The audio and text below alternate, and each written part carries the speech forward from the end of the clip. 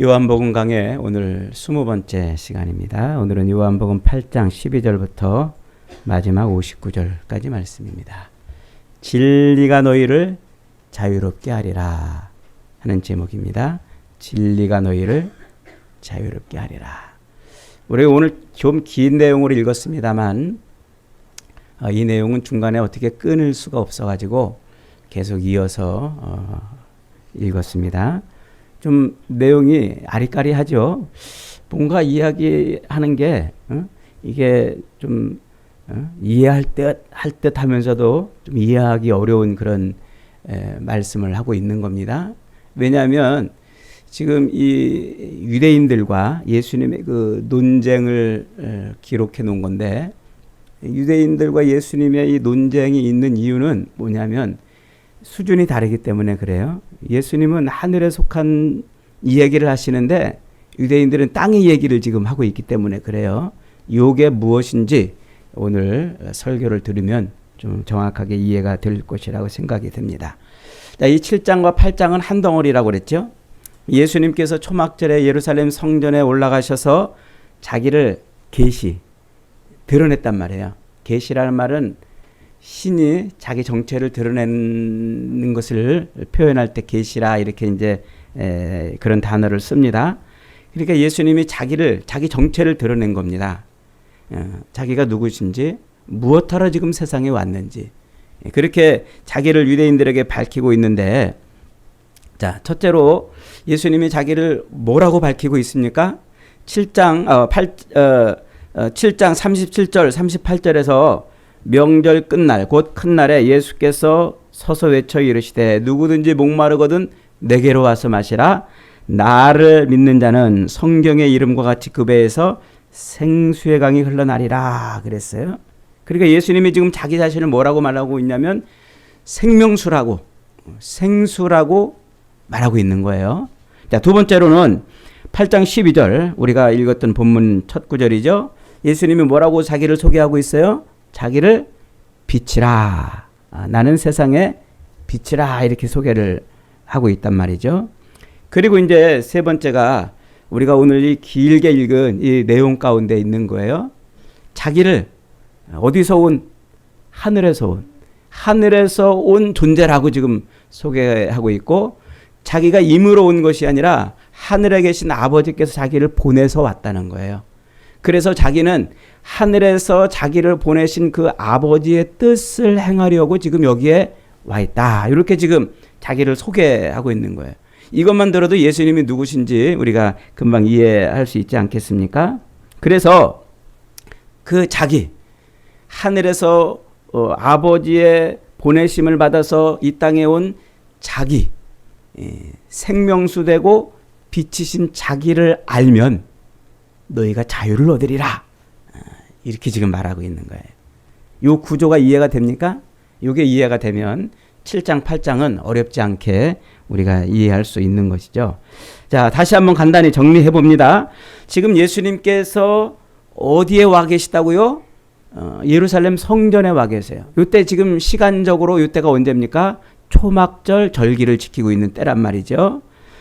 이 초막절 절기를 지키고 있는 그때에 예수님께서 예루살렘 성전에 와가지고 율법대로 초막절기를 지키고 있는 유대인들 앞에 내가 생명수다, 내가 빛이다 이렇게 지금 말하고 있는 거예요. 왜 지금 예수님이 자기 자신을 생명수라 그리고 빛이라고 지금 말하고 있다고요? 이게 초막절기를 지키고 있는 유대인의 절기의 이 행사, 풍습과 관련이 있단 말이에요. 자, 예수님께서 자기를 지금 생명수라 그리고 빛이라고 말하고 있는 것은 요 초막절기를 지키고 있는 요 유대인들의 요 풍습에서 이야기를 지금 꺼내고 있는 거예요. 유대인들은 이 초막절기를 어떻게 지키고 있다고요?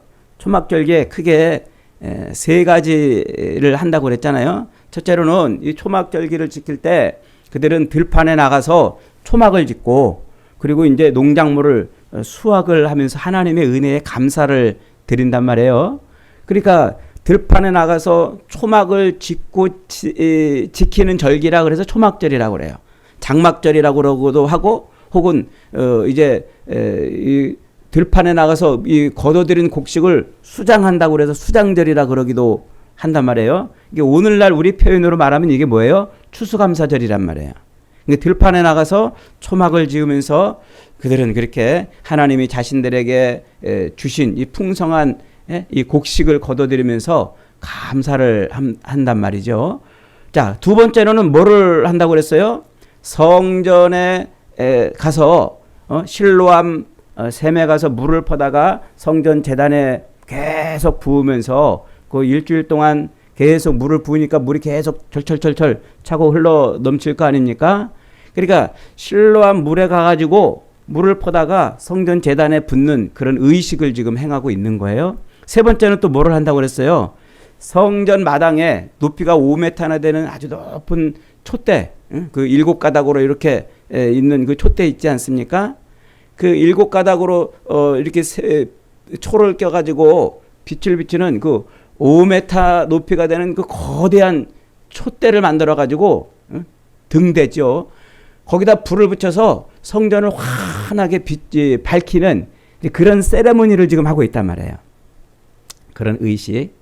그러니까 성전 바깥에서 초막을 짓고 수확물을 걷어다가 성전에서 하나님께 바치면서 감사 예배를 드리고, 그리고 성전에 그 실로암 물을 떠다가 성전 제단에 부으면서 물이 철철철철 넘치게 하는 그런 일. 그다음에 세 번째로는 등불을 밝혀서 환하게 빛을 밝히는 그런 일을 지금 하고 있는 거예요.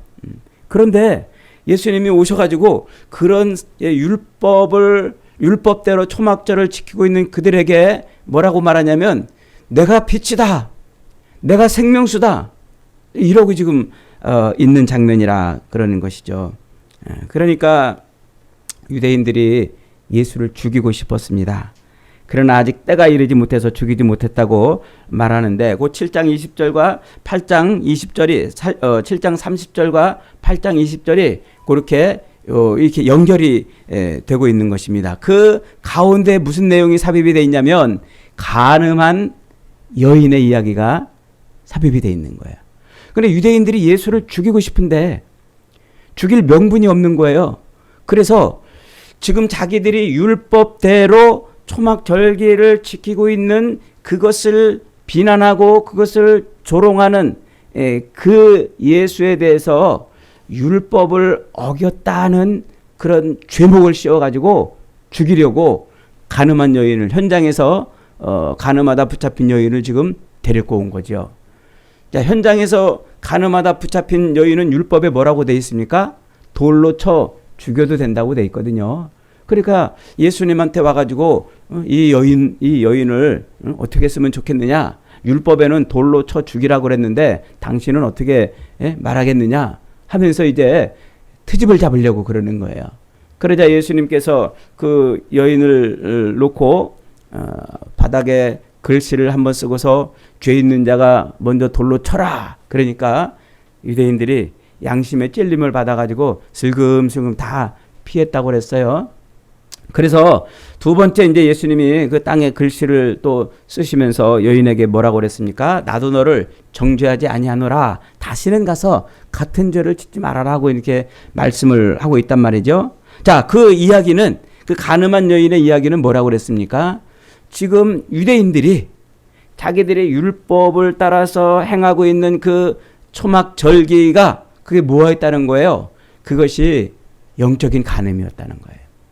하나님을 섬기고 하나님을 예배해야 되는데 하나님을 예배한다고 하면서 와서 버리는 짓거리가 뭐냐면 우상에게 절하는, 우상을 의지하고 우상에게 복을 비는 그런 이방인들의 우상 섬기는 태도와 똑같다는 거예요. 그래서 그것은 곧 하나님과 우상을 겸하여 섬기려고 하는 영적인 간음이었다고 그 얘기를 지금 예수님께서 하고 있는 것이죠. 그러면서 이제 그 얘기를 가지고서 예수님과 마지막 59절까지 논쟁을 벌이는 내용이에요. 그러니까 이 자기 정체가 드러나니까 자기들의 이 죄가 폭로가 되니까 예수님을 가만히 둘 수가 없는 거죠. 돌로 치려고 했던 이야기로 본문이 마무리되고 있는 것입니다. 이 본문에 등장하는 유대인들의 이 태도 변화가 흥미롭습니다. 처음에는 예수님의 설교를 듣고 믿었고 주님을 따랐습니다. 그러다 주님을 따랐는데 자기의 죄가 폭로되니까 도리어 주님을 향해서 돌을 던지려고 하는 그런 일들을 행하고 있습니다. 예수님을 향해서 손가락질을 하면서 앞다투어 너 이제 죽었어 그러면서 돌을 던지려고 바닥에 있는 돌을 찾으려고 하는 그 유대인들의 모습을 한번 상상해 보십시오. 지금 이게 어디서 일어난 일이라고요? 성전 마당에서, 특별히 그곳은 20절에 보니까 헌금함 앞에서 그랬다 이렇게 말하고 있어요. 헌금함. 이 헌금함이 놓여 있는 곳은 성전에 여인들이 들어가는 여인들의 뜰이었습니다. 근데 여기가 어디냐면 이스라엘의 최고 법 집행기관인 산헤드린 공회가 모이는 바로 그 모임의 앞마당이에요. 그러니까 이스라엘의 모든 하나님의 법대로 율법대로 이스라엘을 통치하고 유대인들을 다스리는 바로 그런 산헤드린 공회가 있는 바로 그 앞마당, 거기서 지금 유대인들이 뭐하고 있는 거예요? 자기들이 율법을 어기고 있으면서 율법을 선포하고 계신 예수님을 향해서 율법대로 지금 심판을 하겠다고 떠들고 있다는 것이죠. 심판을 하고 있다고. 그러면서 예수님께서 자기들을 바보 취급했기 때문에, 자기들을 노예라고 그러고 종이라고 했기 때문에 자기들은 그렇게 화를 내고 있다고 지금 그러는 거예요. 우리가 언제 노예가 된 적이 있느냐? 언제 종으로 타고 있었느냐? 우리가 언제 종살이하고 있었느냐? 우리는 자유인이다 라고 지금 말하고 있는 겁니다. 왜 이런 반응이 나왔을까요? 예수님께서 그들에게 32절에 이렇게 말씀하시잖아요. 진리를 알지니 진리가 너희를 자유롭게 하리라. 이 진리라는 말은 구약 성경에 보면은 하나님의 본성을 설명할 때 쓰이는 단어예요. 신명기나 창세기에 보면은 하나님의 그 본체를 설명할 때 쓰는 이 단어가 헬라어로 알레테이아, 진리라는 이 단어로 표현이 되는 거예요. 그러니까 지금 예수님이 뭐라고 말씀하고 있어요? 진리를 알지니, 하나님의 그 본체, 하나님의 그 본성의 속성을 알면 너희가 자유를 얻는다 라는 거예요. 한번 따라 합시다. 진리를 알지니 진리가 너희를 자유롭게 하리라. 우리가 하나님의 그 본성, 하나님의 그 속성, 하나님의 그 본체를 알면 우리에게 뭐가 임한다는 거예요? 자유를 주시겠다고 말씀하고 있습니다. 이 혈통은 결코 혈통으로 우리가 자유를 얻을 수 없는 거예요. 아브라함 자손이라고 자유를 얻는 것이 아니라는 거예요. 아브라함 자손이라고 구원을 따놓은 당상이라고 생각하지 말아라. 아브라함 자손이라고 자동으로 하나님의 백성이 되는 것이라고 여기지 말아라. 하나님의 본체이신 예수 그리스도를 영접하지 않고 하나님의 자녀가 되는 길은 없다. 오직 예수 그리스도를 통해서만 우리는 자유를 얻고 죄에서 노임을 받는다는 것이죠. 그러니까 지금 하나님의 자녀라고 지금 말하면서 자기들은 아브라함의 자손, 혈통으로 아브라함의 자손이고 하나님의 자녀라고 지금 말하면서 그들이 행하고 있는, 성전에서 그들이 율법대로 행하고 있는 그 절기의 모습을 보면 그들은 하나님의 속성, 본성, 본체를 이해하지 못한 행위를 하고 있다는 거예요. 그래서 그들은 지금 자유가 없는 종살이하고 있는 거예요. 누구의 종? 마귀의 종. 마귀의 자식이라. 결국 너희들은 속고 있는 것이고 속이고 있는 것이고 너희들은 결국 거짓의 아비인 마귀에게 속한 종이다라고 지금 말씀하고 있는 거예요. 32절 우리 다시 한번 읽어봅시다. 진리를 알지니 시작. 진리를 알지니 진리가 너희를 자유롭게 하리라. 그들이 대답하되 우리가 아브라함의 자손이라 남의 종이 된 적이 없거늘 어찌하여 우리가 자유롭게 되리라 하느냐. 예수께서 대답하시되 진실로 진실로 너희에게 이르노니 죄를 범하는 자마다 죄의 종이라 그랬어요. 그래서 지금 유대인들이 뭐라는 거예요? 아브라함의 자손이라고 입으로는 말하고 있지만 죄를 짓고 있다는 거예요. 하나님의 자녀라고 자꾸 그렇게 말은 하고 있는데 실상은 지금 그들이 뭐 하고 있다는 거예요? 죄를 짓고 있다는 것이죠. 종은 영원히 집에 거하지 못하되 아들은 영원히 거하나니 그러므로 아들이 너희를 자유롭게 하면 너희가 참으로 자유로워지리라. 여러분 이게 도대체 무슨 말일까요? 아담 이후로 태어나는 모든 인생들은 다 죄에 사로잡혀 있어요.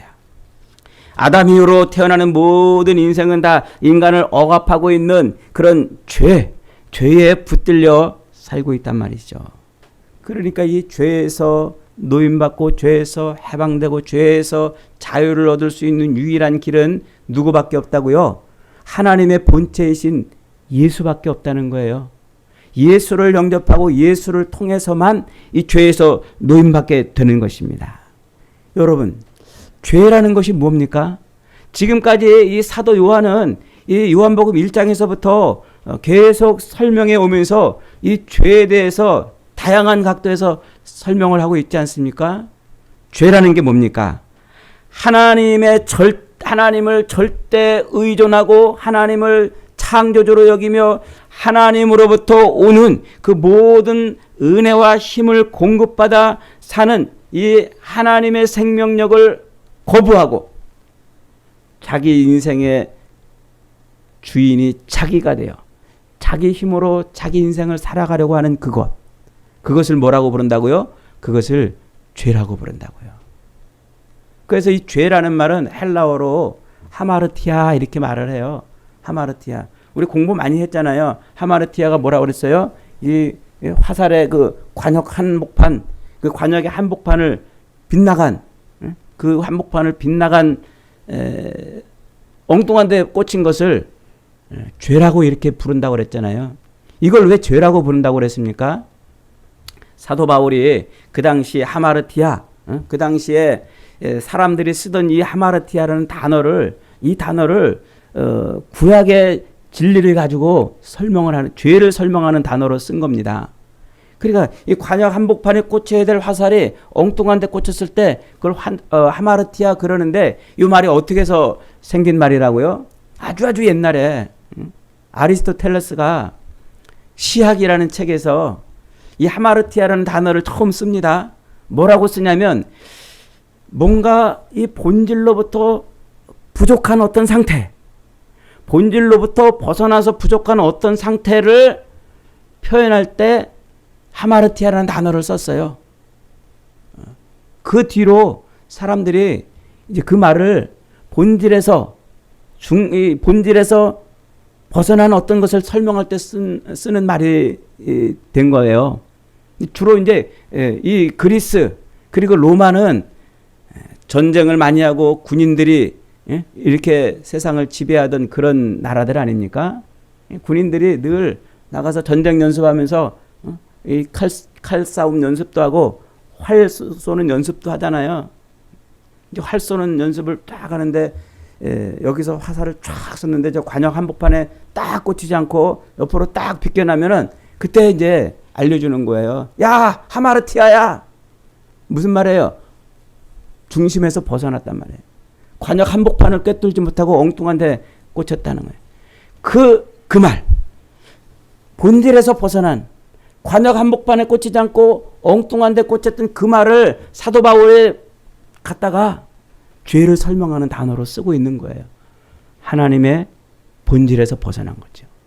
하나님을 자기 삶의 유일한 힘으로, 자기 삶의 생명력으로 하나님을 받아들이고 하나님께 꽂혀 살아야 되는데 엉뚱한 데 꽂혀 사는 것. 그걸 뭐라고 그런다고요? 그걸 죄라고 그런단 말이에요. 그 죄. 지금 예수님께서 말씀하고 있는 게 바로 그겁니다. 하나님을 절대 의존하고 하나님으로부터 부어지는 그 피조물의 생명력을 받아 하나님을 의지하며 하나님께 꽂혀 살아야 되는데 엉뚱한 데 꽂혀서 자기 인생의 삶을 살려고 몸부림치는 삶을 죄라고 지금 말하고 있는 거예요. 누가 그러고 있다는 거예요? 유대인들이 지금 그러고 있다는 거예요. 유대인들이. 그래서 하나님의 백성이라고 말하면서 아브라함의 자손이요 하나님의 자녀라고 말하면서도 아브라함처럼 절대 하나님을 절대 신뢰하고 절대 의지하는 그 믿음으로 사는 게 아니라 말은 그렇게 하나님을 의지하고 하나님을 믿는다고 말은 하면서도 실생활에서 절기 율법대로 절기를 지키는데도 이방인들이 자기 우상을 섬기는 그런 방식대로 성전에 나와서 물을 퍼다붓고 이 빛을 밝히면서 복을 갈구하고 있는 그 유대인들의 그 실상을 지금 고발해내고 있는 것이죠.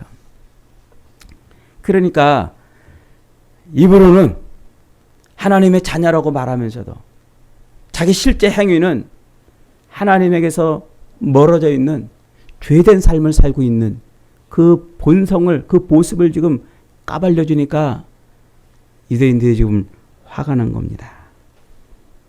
여러분, 죄인의 특성이 뭐예요? 죄인의 특성. 죄인의 특성은 하나님보다 하나님이 아닌 걸 더 의지하고 사는 것을, 그것을 죄인의 죄라고 그러고 그것을 죄인의 가장 그 특징이 아닙니까? 죄에 붙들려 살고 있는 인간의 가장 큰 특징은 그래서 이 땅을 사는데 하나님으로부터 공급되는 것이 아닌 세상으로부터 공급되어지는 것에 붙들려 살려고 그러는 거예요. 그것의 가장 큰 아주 중요한 문제가 뭡니까? 그게 바로 먹고 사는 문제라고 하는 거죠. 마귀는 아담에게 다가와서 선악을 알게 하는 나무의 열매를 먹어보라고 유혹을 합니다. 먹는 문제로 시험을 한 것이죠. 그 먹는 문제로 시험하면서 하나님을 경외하고 하나님을 의지하고 하나님께 꽂혀 살아야 될 그 존재로 하여금 하나님에게서 벗어나는 삶을 살도록 그렇게 흔들어 오는 게 마귀의 유혹이고 그 유혹에 넘어간 것이 아담의 타락이에요. 그래서 아담 이후로 태어나는 모든 인생들은 전부 이 땅을 살면서 그 먹고 사는 문제 거기에 매달려서 자기의 모든 것을 다 거기에 쏟아붓고 사는 존재가 되는 것이에요. 아담의 범죄 이후 인간은 먹고 살기 위해서 땀 흘리고 애쓰고 수고하고 열심을 내야 이 땅을 살 수 있는 존재가 되었습니다. 그래서 먹고 살기 위해서 이 땅에서 직업도 가져야 되고 또 직업을 갖고 살면서 자유를 잃어버리는 거예요. 자유를. 지금 유대인들이 그러고 있다는 거예요. 유대인들은 하나님의 이 백성으로 율법을 지키면서 사는데 그 율법이 요구하고 있는 바가 뭐예요? 율법은 뭐라고 그랬어요? 하나님 앞에 우리가 하나님의 은혜가 아니면 살 수 없는 존재입니다라는 것을 거듭 가르쳐 주는 거라고 그랬잖아요. 그러니까 율법은 우리가 그 율법을 조항들을 지켜서 의의를 얻으라고 주신 것이 아니라 나 없이는 네가 살 수 없고 나를 떠나서는 네가 존재할 수 없는 것을 깨닫게 하려고 주셨단 말이에요.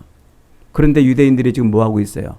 그 율법을 지키려고 몸부림치고 그 조항을 지켜내서 의의를 얻으려고 애를 썼습니다. 그러니 율법을 지키려고 얼마나 애를 썼겠어요? 얼마나 힘든 삶을 살았겠어요? 허리가 휘고 그 율법의 생활에 매여가지고 고통스럽게 살아가는 것이죠. 그들이 그렇게 율법의 조항들을 안식일을 거룩히 지키라 하는 이 조항 하나만, 이것 하나만 지키려고도 613개의 조항을 만들어내가지고 그걸 지키려고 몸부림쳤으니 얼마나 힘들었겠냔 말이에요. 바늘 두 땀 따는 것도, 안식일에는 바늘 두 땀 따는 것도 안식일을 어기는 것이고, 불을 피는 것도 안식일을 어기는 것이고, 2km 이상 걸어가는 것도 안식일을 어기는 것이고, 안식일 날은 정말 이러지도 저러지도 못하는, 가만히 서 있어도 어쩌면 죄를 짓는 것인지도 모른다고 생각하며 그렇게 율법을 지키며 살았단 말이에요. 얼마나 답답하고 얼마나 힘들고 얼마나 고통스러웠겠어요. 그렇게 사는 이유가 뭐였어요? 그렇게 자기들이 하나님의 율법이라고 그 율법을 지키려면 이런 것들을 지켜야 된다고 말하면서 전통을 만들어내고 지키는 이유가 뭐였어요? 그들이 그렇게 율법을 지킴으로써 하나님께로부터 의와 복을 받기 위해서 그런 것이란 말이죠.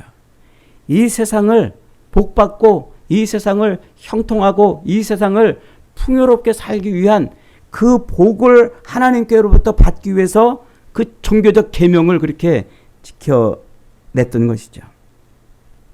아브라함의 자손이라고 하면서 하나님의 백성이라고 하면서 이 땅에서 잘 먹고 잘 살기 위해서 복받는 삶을 살기 위해 그렇게 율법을 지키며 몸부림을 치고 있는 것이죠. 그 자체가 뭐예요? 속박이고 그 자체가 자유를 박탈당한 거란 말이에요. 그것이 곧 아담 이후 타락된 죄에 붙들려 사는 그런 종의 삶을 살고 있는 것이에요. 하나님의 백성으로 그 마귀의 그 속박을 벗어났다고 말하면서도 실제로는 그 마귀의 타락 이후에 마귀의 그 유혹 이후에 타락된 아담의 후손의 삶을 살고 있으니 얼마나 기가 막히냐 말이죠. 그래서 인간은 늘 먹는 문제에 사로잡혀서 이것 때문에 하나님과 하나님 아닌 이 삶의 갈등을 느끼고 있는 것이죠. 1848년에 공산당 선언이라는 이 피 끓는 책을 내놓으면서 공산주의 철학을 주장한 칼 마르크스는 이렇게 예언을 했습니다. 돈에 의해 움직이는 자본주의 사회에서 노동자는 노예로 전락하며 살 수밖에 없다. 이 공산주의 과학과 또 이 거짓 과학으로 또 선동으로 포장된 이 공산주의는 이미 실패했지만 이 칼 마르크스가 본 바로 그 돈에 의해 움직이는 세상에서 인간은 결국은 돈의 노예로 살 수밖에 없다고 한 이 말은 정말 우리가 가슴에 되뇌어 볼 그런 말이라고 생각이 듭니다. 적어도 이 자본주의 사회에서 노동자로 살아가야 되는 우리들은 돈 때문에 이 임금 때문에 노예가 될 수 있다는 점을 이것을 놓치면 안 돼요. 잊어버리면 안 됩니다. 여러분 한번 생각해 보세요. 여러분들이 이제 학교를 다 졸업하고 어느 직장을 딱 얻었습니다. 직장을 딱 얻는 순간에 여러분들은 와 이제는 자유다 이러면서 직장 생활을 시작했습니까? 아니면 이제는 자유가 끝이다 이러면서 시작을 했습니까?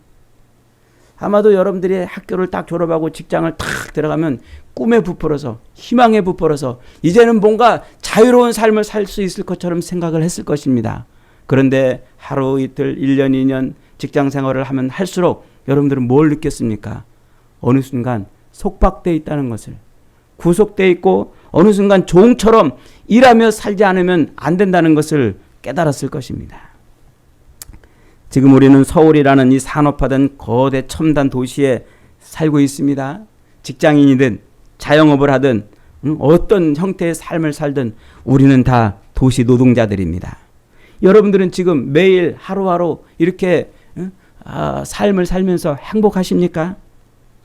아니면 정말 자유로운 삶을 살고 있습니까? 아니면 자유를 잃어버린 삶을 살고 있습니까? 직장인들 이렇게 만나서 얘기해 보면은요, 얼마나 제가 월요일 새벽마다 직장 예배를 인도하고 그러는데 월요일 정말 힘든데 아침에 예배까지 나오라니까 막 입이 이만큼씩 직원들이 이만큼씩 나와가지고 막 투덜거리는 걸 이렇게 많이 들어봤어요. 그러면서 직장 생활이 너무 재미가 없고 너무 구속돼가지고 자유가 없다. 그들이 오로지 바라는 것은 빨간 날밖에 없어요. 막. 빨간 날만 있으면 그날만 기다리고 휴식의 날을 찾고 있는 것이죠. 도시에서 산다는 것은 곧 일자리를 얻는 것보다 잃는 것을 더 두려워하며 지내야 하는 슬픔의 삶이기도 합니다. 도시인들은 전부 직장 때문에 전전긍긍하며 사는 것이죠. 얻으려고 애를 태우다가 그러다가 얻으면은 또 그것에 속박된 삶에 또 고통스러워하고 그러다 또 직장을 잃으면 그것 때문에 삶의 가치도 잃어버리고 삶의 희망도 잃어버리는 그런 반복된 삶을 우리는 지금 살아가고 있습니다. 제가 이렇게 목회자로 우리 성도들의 삶을 보면은 참 안쓰럽기도 하고 참 어떻게 좀 마음이 아픈 적이 많이 있어요. 사람들은 직장 없는 것을 자유로운 삶이라고 말하다가도 정작 직장 없는 삶을 계속 살면 그것 때문에 불안하고 염려스러운 삶을 살고 또 직장의 삶을 살면 그것 때문에 두렵고 또 그것 때문에 자유를 또 잃어버린 삶이라고 이렇게 또 생각을 합니다. 그러니까 이 땅에서 세상에서 이 돈이 지배하고 있는 세상에서 산다는 것은 이렇게 살아도 자유가 없고 저렇게 살아도 자유가 없는 삶을 사는 거예요. 멋들어진 집에 살고 멋들어지게 쓰고 멋들어진 지위에 오르고 멋들어진 차를 굴리고 싶다면 더 많이 벌어야 되고 더 많이 벌기 위해서는 더 많이 일을 해야 되고. 어떤 젊은이가요, 큰 기업의 CEO하고 이렇게 앉아서 대화하는 걸 제가 들어봤어요. 그랬더니 이 젊은이가 그 아주 연봉을 많이 받는 그 사장님을 너무너무 부러워하고, 사장님 그렇게 돈 많이 버니까 행복하시고 자유로우시겠습니다. 그렇게 얘기를 하니까 이 사장님이 그러더라고요. 자유요? 저는 이 돈을 벌기 위해서 24시간 일밖에 하는 게 없습니다. 그런 얘기를 하더라고요. 그러니까 젊은이가 볼 때는 돈만 보였는데 이 사장은 그 돈을 벌기 위해서 24시간 종처럼 이렇게 살 수밖에 없었다는 것이죠. 여러분, 그렇습니다. 이 세상에 정말 자유롭게 살고 편하게 살고 그렇게 살고 싶지만 세상은 무엇이 통치하고 있어요? 돈이 통치하고 있단 말이에요. 물질이 지배하고 있단 말이에요. 이 물질이 지배하고 돈이 통치하는 세상에서 자유를 얻는다는 것은 불가능에 가까워요. 로또를 맞으면 모를까? 그렇지 않으면 자유를 얻는다는 것은, 요즘에 이렇게 보니까 몸을 파는 어떤 여성의 탄식을 어느 글에서 읽어봤습니다. 쉽게 돈을 벌 수 있다는 그런 유혹에 빠져서 근데 그 일에 뛰어들었대요. 근데 그 일에 뛰어드는 순간 그는 돈을 번 것이 아니라 빚쟁이의 삶을 시작을 하게 되더란 말입니다. 여러분, 그게 어디 몸 파는 사람의 특징이겠습니까?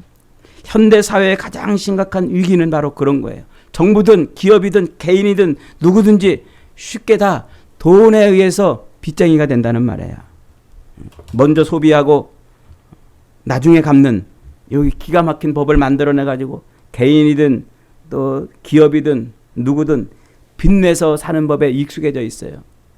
그래서 전부 다 카드빚을 한 짐씩 짊어지고 있는 거 아니에요?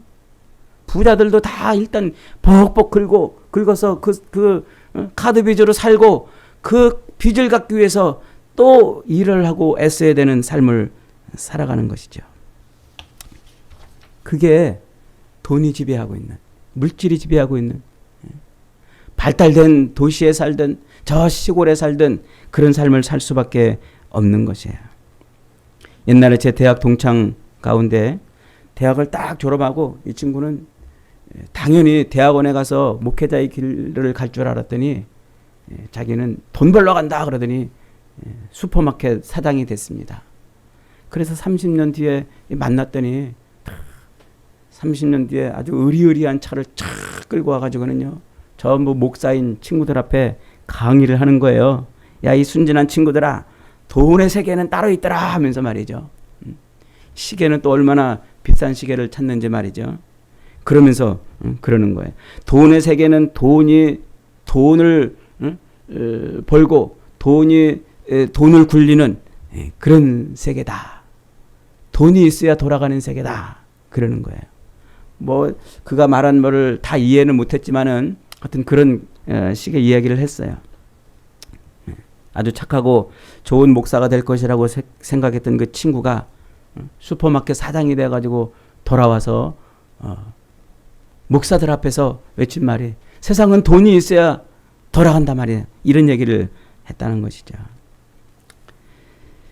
여러분, 그가 그날 외친 말은 절반은 맞고 절반은 틀린 말이에요. 돈이 지배하고 있는 세계, 그래서 그 돈을 붙잡으면 세상을 지배하며 살 것처럼 말했지만, 그러나 인생은 돈에 붙들리는 순간 그때부터 그의 인생은 돈의 지배를 받는 인생이 되는 거예요. 그래서 돈이 요구하고 돈을 필요로 하는 그런 시대에 돈에 의해서 자유를 잃어버리는 삶을 사는 것이죠. 그게 세상을 세상에 자유를 잃어버린 죄인된 모습이라 성경은 그렇게 말하고 있습니다. 돈은 우리에게 참 자유를 줄 것 같아가지고 사람들이 그렇게 돈에 환장을 하고 목숨을 걸지만, 그러나 잠깐 우리에게 잠깐 자유를 주는 것 같지만 결국은 우리의 삶을 자유롭지 못하게 하는 거예요. 여러분, 자유는 누가 준다고요? 오직 하나님의 본체이신 예수 그리스도를 통해서만 자유를 얻는 거예요. 그 자유는 혈통과 족보로 얻는 것이 아니라 진리이신 예수님을 통해서 얻는 것이라는 것이죠. 어느 날 예수님께서 회당에 들어가셨을 때 관례에 따라 성경을 읽으시는데 이사야의 글을 읽으십니다. 주의 성령이 내게 임하셨으니 이는 가난한 자에게 복음을 전하게 하시려고 내게 기름을 부으시고 나를 보내사 포로된 자에게 자유를, 눈먼 자에게 다시 보게 함을 전파하며 눌린 자를 자유롭게 하고 주의 은혜의 해를 전하게 하려 하심이라. 예수님이 이 땅에 오신 이유가 뭐라고요? 우리 사람에게 자유를 주시려고 하는 거란 말이에요. 예수님이 우리에게 오신 이유는 우리로 죄에서 우리를 건져내서 죄가 가져다주는 세상의 염려와 근심과 걱정과 불안과 두려움으로부터 평안을 주시기 위해서 오셨다는 것입니다. 예수를 영접한 사람은 그래서 이 죄가 주는 염려와 근심과 불안과 두려움에 붙들려 사는 것이 아니고 주님의 그 은총과 은혜를 인해서 평안을 누리는 거예요. 그래서 예수님이 십자가에 달려 죽으시기 전에 제자들에게 뭐라고 말씀하세요? 내가 너희에게 평안을 주노니 세상이 알 수도 없고 세상이 빼앗을 수도 없는 평안을 주노라 말씀하신 것 아닙니까? 부활하셔서 제자들을 만나서 첫 번째로 물어보신 질문이 뭡니까? 너희가 평안하느냐 물어봤습니다. 여러분, 그렇습니다. 예수 그리스도를 믿고 예수 그리스도로 자기 삶의 에너지를 삼고 예수 그리스도로 자기의 모든 것을 살아내는 사람은 직장이나 일터에서 돈이나 권세나 사람이나 쾌락이나 욕망이나 죄의 종노릇을 하며 사는 것이 아니고 하나님이 주시는 은혜로 살아가는 것입니다. 그때 자유가 있고 그때 평안이 있는 것이에요. 예수님이 마태복음 6장에서 이렇게 말씀하셨어요.